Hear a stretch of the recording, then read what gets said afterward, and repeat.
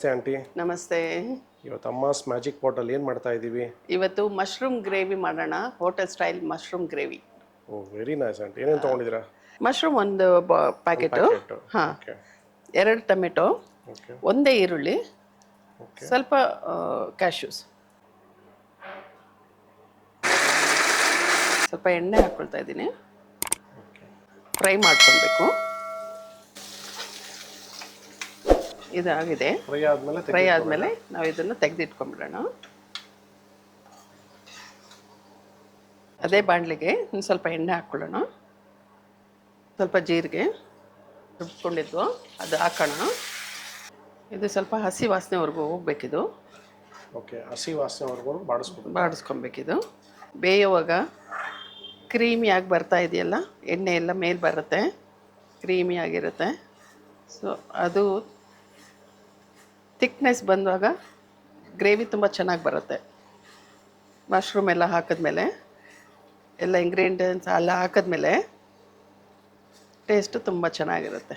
ಈ ಥರ ತಿಕ್ಕಾಗಬೇಕು. ಇದಕ್ಕೆ ಖಾರದ ಪುಡಿ ಹಾಕ್ಕೊಳ್ತಾ ಇದ್ದೀನಿ.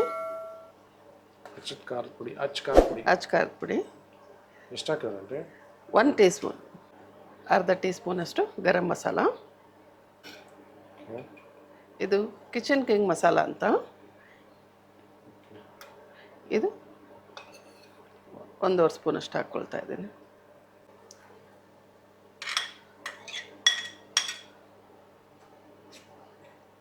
ಮಶ್ರೂಮ್ ಎಲ್ಲ ಸ್ವಲ್ಪ 1-2 ನಿಮಿಷ ಬೇಯಲಿ ಇದು ಗ್ರೇವಿಯಲ್ಲಿ.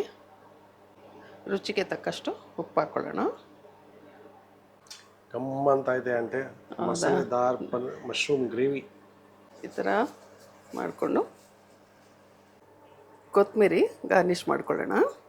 ಸೂಪರ್ ಮಶ್ರೂಮ್ ಗ್ರೇವಿ ಹೋಟೆಲ್ ಸ್ಟೈಲಲ್ಲಿ ಹಿಂಗೆ ಸಕ್ಕತ್ತಾಗಿ ಕಾಣಿಸ್ತಾ ಇದೆ. Taste was also really good. ತುಂಬ ಚೆನ್ನಾಗಿದೆ. ಕೊಳ್ಳೋಣ.